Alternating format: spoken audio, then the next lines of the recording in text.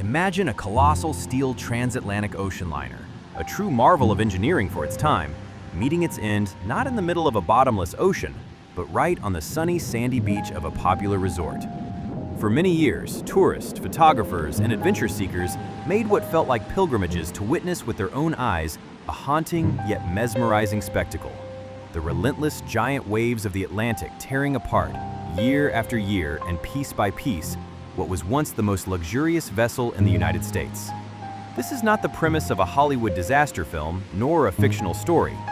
It is the absolutely real, thoroughly documented tragedy of the famous ocean liner SS America.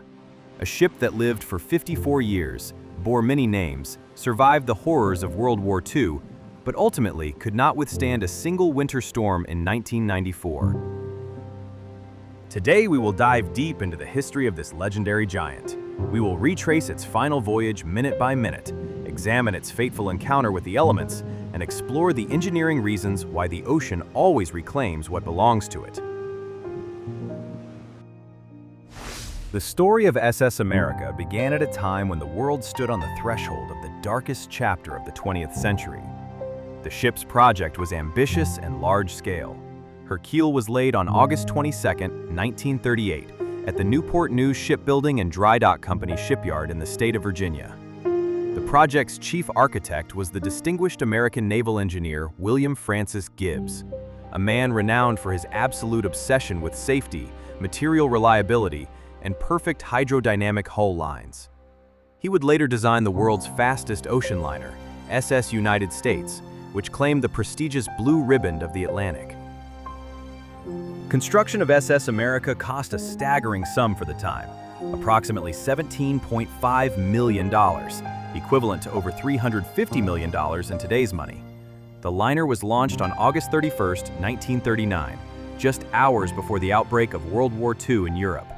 The ship's godmother was none other than First Lady of the United States, Eleanor Roosevelt, wife of President Franklin D. Roosevelt, who ceremonially smashed the traditional bottle of champagne against the ship's bow. From a technical standpoint, this was an unprecedented vessel, with an enormous length of 220 meters, 723 feet, a beam of 28 meters, 93 feet, and 11 decks. The liner was powered by 2 high-output steam turbines, driving 2 propeller shafts.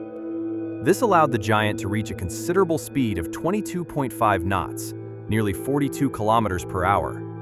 A notable and innovative distinction was that SS America became one of the few ocean liners, American or otherwise, whose interior design was led exclusively by women, representatives of the New York architectural firm Smith, Urquhart, and Markwald. Together with architects Eggers and Higgins, they rejected old-fashioned Victorian pomposity and created aboard the ship a true benchmark of modern American design.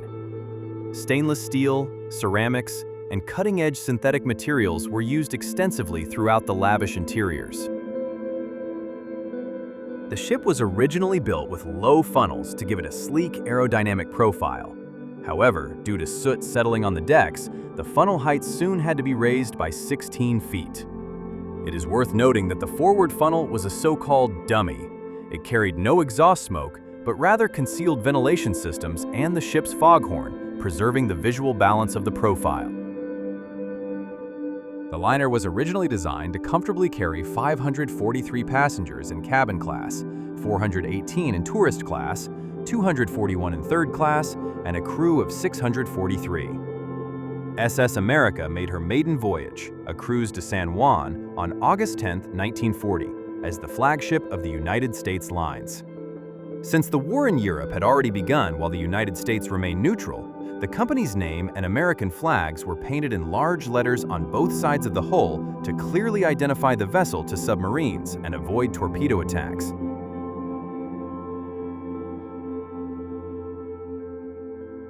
The brief era of carefree cruising came to an end very quickly. On June 1, 1941, before Pearl Harbor, the U.S. Navy requisitioned the luxury liner for military purposes.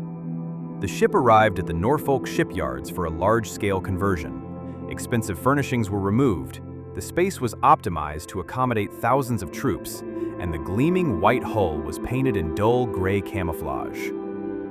On June 15, 1941, the vessel was commissioned under a new military name, the Troop Transport USS West Point, AP-23. Throughout the entire Second World War, this steel giant continuously transported troops around the world.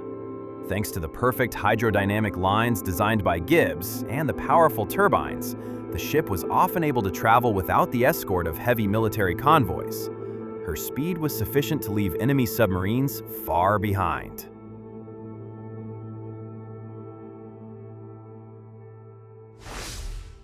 After the war ended in 1946, the ship changed its status once more. She was decommissioned from military service and returned to her commercial owners, the United States Lines. Her historic name, SS America, was restored, her lavish interior was refurbished, and the liner began decades of successful service on transatlantic routes, connecting New York with ports across Europe. However, technological progress was relentless. In the 1960s, the era of great ocean liners rapidly declined due to the swift rise of jet passenger aviation. Transatlantic flights became faster and cheaper. In 1964, the aging vessel was sold to the Greek Chandris Group, which gave her a new lease on life and a new name, SS Australis. Her primary mission now became the mass transportation of thousands of European immigrants across the oceans to Australia. The ship continued to operate until 1978, after which the saddest chapter of its life began. Through the 1980s and into the early 1990s, the former pride of the American fleet passed from one owner to the next. The liner cycled through a string of names, Italis, Noga, Alfredos, and gradually rusted away, effectively rotting at anchor in the Greek port of Piraeus in a state of complete uncertainty. It seemed the only path left for the old giant was an ignominious scrapping for scrap metal. But in October 1992, an unexpected chance at salvation appeared. New investors purchased the vessel with an extraordinarily ambitious goal. They planned to tow the liner to Thailand, anchor it off the shores of Phuket Island, and transform it into an exclusive 5-star floating hotel. When the ship was lifted in dry dock for inspection, engineers were astonished. Despite decades of neglect and the absence of proper maintenance, the steel hull was in remarkably good condition, once again confirming the genius of its original builders. In August 1993, the ship received its final definitive name, American Star. Since the vessel's own engines were no longer functioning adequately for such a long passage, an unprecedented logistical towing operation was devised. To reduce hydrodynamic drag, the massive propellers were removed and laid on the deck at the bow. One of the funnels was painted bright red, the bridge was made signal orange for improved visibility during towing, and a set of metal stairs was welded to the starboard side. The route promised to be extraordinarily challenging and grueling. Since the ship was already over 50 years old, she was strictly prohibited from transiting the Suez Canal. This meant the crews would have to complete a colossal 100-day passage from Greece to Asia, circumnavigating the entire African continent around the treacherous Cape of Good Hope. The Ukrainian fleet ocean tug Neftagaz 67 was hired to tow the 220-meter, many thousand-ton giant. On December 22, 1993, the convoy departed Greece, but immediately encountered extremely poor weather and was forced to turn back. Finally, on December 31, 1993, the American Star, in the company of her Ukrainian tug, left Greek waters for the last time. Hundreds of miles of towing proceeded without incident, until the convoy entered the open waters of the Atlantic Ocean, approaching the Canary Islands. In mid-January, the vessels encountered a merciless, extreme winter storm. Ocean swells and gale-force winds began pitching and rolling both the tug and the enormous deadliner with tremendous force. The physics were pitiless. The vast surface area of the American Star's hull acted like a sail, while the mass of tens of thousands of tons produced peak dynamic loads on the coupling system. At the height of the storm, the steel tow lines stretched to their limit and snapped with a tremendous crack. Contact between the vessels was lost. The uncontrolled liner began to drift among the giant waves. The crew attempted a heroic and extremely risky maneuver. 6 or more crew members were transferred aboard the American Star to attempt, in storm conditions, drenched by rain and amid violent rolling, to attach and secure new emergency tow lines. Despite their desperate efforts, it proved utterly impossible. 2 additional tug vessels were urgently summoned to assist the Neftegaz 67, but the weather was so hostile that any maneuvering close to the uncontrolled steel giant risked inevitable collision. By January 17, 1994, it was clear that the situation had spun out of control and that the lives of the people aboard the deadliner were in direct danger. An urgent evacuation began. A rescue helicopter battled through the storm winds and successfully lifted the entire crew from the deck of the doomed ship. From that moment on, the American Star became a ghost ship, entirely surrendered to the mercy of the Atlantic. At 6:15 in the morning of January 18, 1994, the uncontrolled drift ended in catastrophe. The massive liner ran aground and struck bottom hard at Playa de Garce on the wild western coast of Fuerteventura in the Canary Islands. What followed became a vivid illustration of the ocean's terrifying destructive power.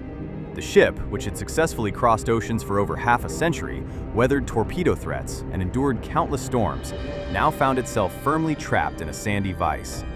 Ocean waves continued to beat methodically and mercilessly against her hull. The enormous bending moments generated by part of the hull resting on sand, while the other hung in the water under constant pounding of the surf, proved critical. Within just 48 hours of running aground, the sturdy steel hull of the American Star broke in two. The fracture occurred just aft of the second funnel, approximately at frame number 140, in the central section of the hull. The stern section eventually broke away entirely, and by 1996 had disappeared beneath the churning waters without a trace.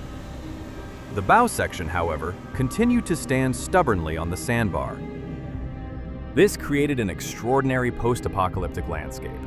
For the next 10 years, the semi-ruined, rust-encrusted bow of the liner, towering above the waves, became an unofficial and very dangerous tourist attraction on Fuerteventura. It was photographed, filmed from helicopters, and watched daily by locals and visitors alike as this slow death unfolded. Yet nature never stops. The degradation of the American Star's remains accelerated sharply between 2005 and 2007. The rotted structure could no longer hold. The ship developed an increasingly severe list to port, and its massive signal funnel finally broke free and fell into the ocean. By 2008, the remains of the bow section began to collapse and sink in earnest, and between 2008 and 2012, virtually all the remaining large structures were finally consumed by the sea.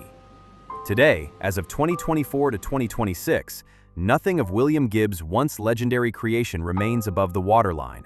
The metal, torn to pieces, has become an artificial reef, visible only at extreme low tide or by divers. The story of SS America is a dramatic blow-by-blow testament to the facts that even the most perfect human technology and the most luxurious ocean liners are nothing more than temporary visitors in the world's oceans. Her journey from the gleaming interiors of the 1940s in military triumph to a slow disintegration on a wild Spanish beach is one of the most visually striking and engineering instructive tales in the history of modern seafaring. It is a reminder that no matter how strong the steel, the perfect storm will always have the last word.